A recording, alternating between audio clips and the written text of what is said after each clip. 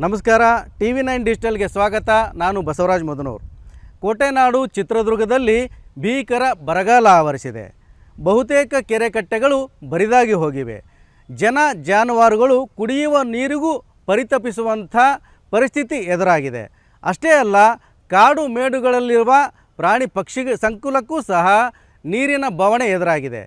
ಹೌದು, ಈ ಬಗ್ಗೆ ವಿವರವಾಗಿ ನೋಡೋದಾದರೆ ಚಿತ್ರದುರ್ಗ ನಗರದ ಬಳಿಯೇ ಇರತಕ್ಕಂಥ ತಿಮ್ಮಣ್ಣ ನಾಯಕನ ಕೆರೆ ಸಂಪೂರ್ಣವಾಗಿ ಬರಿದಾಗಿರ್ತಕ್ಕಂಥದ್ದು. ಪಾಳೆಗಾರ ತಿಮ್ಮಣ್ಣ ನಾಯಕರ ಕಾಲದಲ್ಲಿ ನಿರ್ಮಾಣ ಆಗಿರ್ತಕ್ಕಂಥ ಈ ಕೆರೆ ಒಂದು ಕಾಲದಲ್ಲಿ ಇಡೀ ಚಿತ್ರದುರ್ಗ ನಗರಕ್ಕೆ ನೀರುಣಿಸಿರ್ತಕ್ಕಂಥ ಇತಿಹಾಸವನ್ನು ಹೊಂದಿದೆ. ಆದರೆ ಅಧಿಕಾರಿಗಳ ನಿರ್ಲಕ್ಷ್ಯ ಮತ್ತು ಈ ಕೆರೆಯ ಸಂರಕ್ಷಣೆ ನಿರ್ವಹಣೆಯ ಕೊರತೆಯಿಂದಾಗಿ ಈ ಕೆರೆ ಸಂಪೂರ್ಣವಾಗಿ ಕೆಲಸಕ್ಕೆ ಬಾರದೇ ಇರೋ ಪರಿಸ್ಥಿತಿಗೆ ಈಗ ಬಂದು ನಿಂತಿರ್ತಕ್ಕಂಥದ್ದು.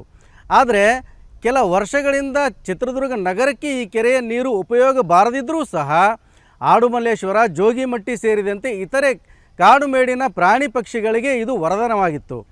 ಈ ಒಂದು ಜೋಗಿಮಟ್ಟಿ ಕಾಡಿನಲ್ಲಿ ಇರ್ತಕ್ಕಂಥ ಚಿರತೆಗಳಾಗಿರ್ಬೋದು, ಕರಡಿಗಳಾಗಿರ್ಬೋದು, ಜಿಂಕೆಗಳಾಗಿರ್ಬೋದು, ಮತ್ತಿತರೆ ನವಿಲುಗಳ ಹಿಂಡಾಗಿರ್ಬೋದು, ಇತರೆ ಪ್ರಾಣಿ ಪಕ್ಷಿಗಳು ಸಾವಿರಾರು ಪಕ್ಷಿಗಳ ಸಂಕುಲವೂ ಸಹ ಈ ಒಂದು ಕೆರೆ ನೀರನ್ನು ಕುಡಿದು ಬದುಕ್ತಾ ಇರ್ತಕ್ಕಂಥದ್ದನ್ನು ಇಲ್ಲಿನ ಜನರು ಸಾಕ್ಷಿಯಾಗಿದ್ದಾರೆ ಅಂತಲೇ ಹೇಳಬೇಕಾಗ್ತದೆ.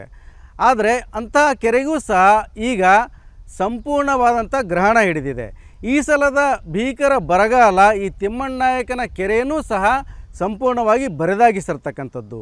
ಇದಕ್ಕೆ ಮತ್ತೊಂದು ಕಾರಣವನ್ನು ಹುಡುಕ್ತಾ ಹೋದರೆ ಈ ತಿಮ್ಮಣ್ಣ ನಾಯಕನ ಕೆರೆಗೆ ಬರ್ತಕ್ಕಂಥ ಹಳ್ಳ ಕೊಳ್ಳಗಳೇನಿದ್ದಾವೆ, ಗಿರಿಧಾಮಗಳಿಂದ ಈ ಕೆರೆಗೆ ಹರಿದು ಬರ್ತಕ್ಕಂಥ ನೀರಿನ ಜಾಡು ಏನಿದೆ, ಆ ಜಾಡು ಮತ್ತೊಂದು ಮಾರ್ಗಗಳಿಗೆ ಬದಲಾಯಿಸಲಾಗಿದೆ ಅಂತಕ್ಕಂಥ ಗಂಭೀರವಾದಂಥ ಆರೋಪಗಳು ಸಹ ಕೇಳಿ ಬರ್ತಾ ಇವೆ.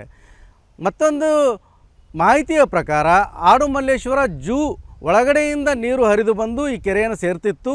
ಹೀಗಾಗಿ ಅರಣ್ಯ ಅಧಿಕಾರಿಗಳೇ ಆ ಒಂದು ನೀರಿನ ಜಾಡನ್ನು ಬ್ರೇಕ್ ಮಾಡಿದ್ದಾರೆ, ಬೇರೆ ಕಡೆಗೆ ಮಾರ್ಗವನ್ನು ಬದಲಾಯಿಸಿದ್ದಾರೆ ಅಂತಕ್ಕಂಥ ಆರೋಪಗಳು ಸಹ ಕೇಳಿ ಬರ್ತಾ ಇದ್ದಾವೆ. ಈ ಬಗ್ಗೆ ಏನು ಕಳೆದ 5-6 ವರ್ಷಗಳ ಹಿಂದೆ ತಿಮ್ಮಣ್ಣ ನಾಯಕನ ಕೆರೆಯನ್ನು ಸಂಪೂರ್ಣವಾಗಿ ಹೂಳೆತ್ತಿ ಸಂರಕ್ಷಣೆಗೆ ಮುಂದಾಗಿರ್ತಕ್ಕಂಥ ಸಾಮಾಜಿಕ ಕಾರ್ಯಕರ್ತ ಅಂಜಿನಪ್ಪ ಮತ್ತು ಬಳಗ ಈ ಬಗ್ಗೆ ಗಂಭೀರವಾದಂಥ ಆರೋಪವನ್ನು ಮಾಡಿರ್ತಕ್ಕಂಥದ್ದು. ಹೀಗಾಗಿ ಕೆರೆಯ ಸಂರಕ್ಷಣೆಗೆ ಜಿಲ್ಲಾಡಳಿತ, ಅರಣ್ಯ ಇಲಾಖೆ ಮುಂದಾಗಬೇಕು ಅಂತಕ್ಕಂಥ ಒಂದು ಆಗ್ರಹವನ್ನು ಸಹ ಮಾಡಿರ್ತಕ್ಕಂಥದ್ದು.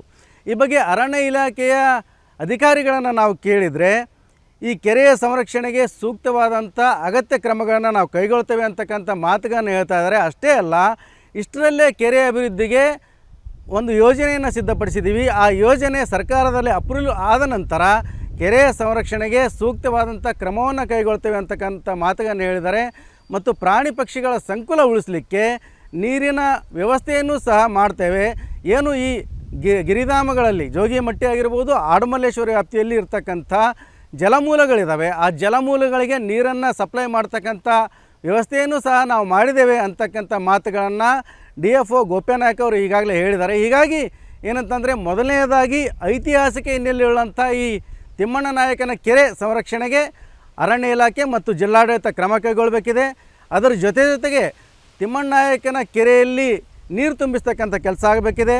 ಮತ್ತು ಜಲಮೂಲಗಳ ಸಂರಕ್ಷಣೆಯನ್ನು ಮಾಡುವ ಮೂಲಕ ಚಿತ್ರದುರ್ಗದ ಗಿರಿಧಾಮಗಳಲ್ಲಿ, ಜೋಗಿಮಟ್ಟಿ ಕಾಡುಗಳಲ್ಲಿ ಇರ್ತಕ್ಕಂಥ ಪ್ರಾಣಿ ಮತ್ತು ಪಕ್ಷಿ ಸಂಕುಲನವನ್ನು ಉಳಿಸ್ತಕ್ಕಂಥ ಕೆಲಸವನ್ನು ಮಾಡಬೇಕು ಅಂತಕ್ಕಂಥದ್ದು ಚಿತ್ರದುರ್ಗದ ಪರಿಸರವಾದಿಗಳ ಆಗ್ರಹವಾಗಿದೆ. ಇನ್ನಾದರೂ ಜಿಲ್ಲಾಡಳಿತ ಮತ್ತು ಸರ್ಕಾರ, ಅರಣ್ಯ ಇಲಾಖೆ ಎಚ್ಚೆತ್ತುಕೊಂಡು ಈ ಬಗ್ಗೆ ಸೂಕ್ತವಾದಂಥ ಕ್ರಮವನ್ನು ಕೈಗೊಳ್ತದ ಅಂತಕ್ಕಂಥದ್ದನ್ನು ಕಾದು ನೋಡೋಣ.